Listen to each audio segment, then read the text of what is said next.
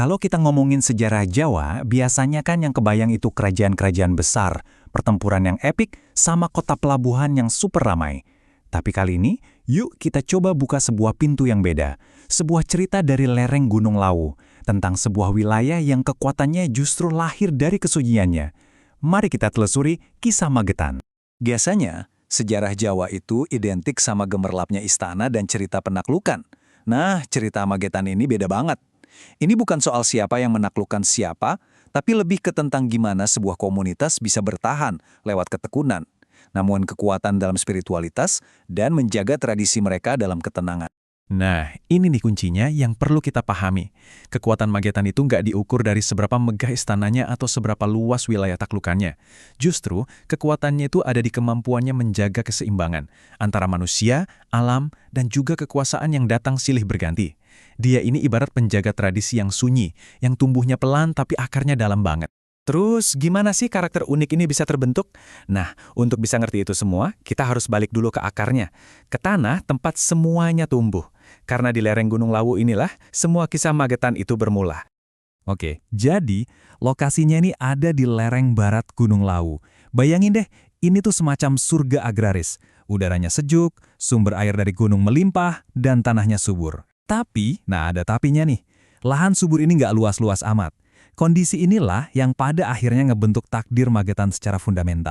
Kondisi geografis yang kayak gitu akhirnya ngebentuk sesuatu yang kita sebut wilayah agraris tertutup. Artinya apa? Ya masyarakatnya jadi mandiri, fokusnya ke pertanian aja untuk kebutuhan mereka sendiri.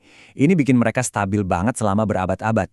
Tapi di sisi lain, yaitu jadi agak terisolasi dari pergolakan besar yang terjadi di dunia luar. Bahkan namanya sendiri loh, itu udah nyeritain semuanya. Magetan itu dipercaya asalnya dari bahasa lokal yang merujuk pada sebuah permukiman di kaki gunung. Ini negasin lagi kalau identitasnya dari awal udah nyatu banget sama lanskap Gunung Lawu.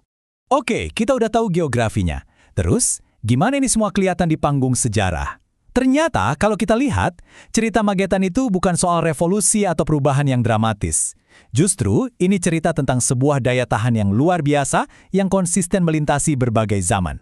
Yang keren banget itu konsistensi perannya dari masa ke masa. Coba deh kita lihat. Waktu era Hindu-Buddha, dia jadi penyangga pangan sekaligus rong spiritual buat kerajaan-kerajaan besar. Terus pas Islam masuk, transisinya damai, adem ayam aja, nyatu sama tradisi yang udah ada.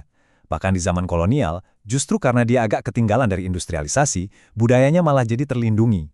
Polanya sama terus, jadi penyangga yang tenang di belakang layar. Kunci buat ngerti semua ini adalah Gunung Lawu itu sendiri. Bagi peradaban Jawa, Lawu itu bukan cuma sekedar gunung, tapi sebuah ruang batin. Nah, konsep ini penting banget ya.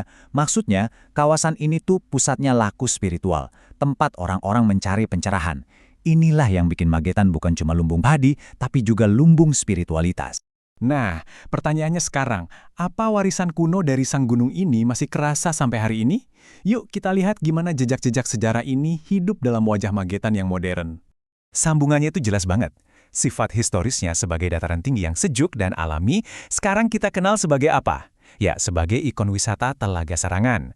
Tradisi ketekunan dan kerajinan tangannya yang udah ratusan tahun sekarang terwujud dalam sentra kerajinan kulitnya yang terkenal. Dan tentu aja, akar agrarisnya masih hidup subur lewat pertanian dataran tingginya. Jadi, masa lalu itu benar-benar ngebentuk Magetan hari ini. Pada akhirnya, semua cerita ini kayaknya bisa dirangkum dalam 4 kata yang benar-benar menangkap esensi Magetan. Tenang, sejuk, religius, dan berakar kuat pada alam. Inilah DNA abadinya, dari dulu sampai sekarang. Sebagai penutup, coba deh kita sama-sama renungkan pertanyaan ini. Di tengah dunia modern yang serba cepat dan penuh kebisingan, kira-kira pelajaran apa sih yang bisa kita ambil dari sebuah tempat yang kekuatannya justru datang dari kesunyian, dari stabilitas, dan dari daya tahan yang tenang? Sebuah pertanyaan yang mungkin bisa kita bawa pulang.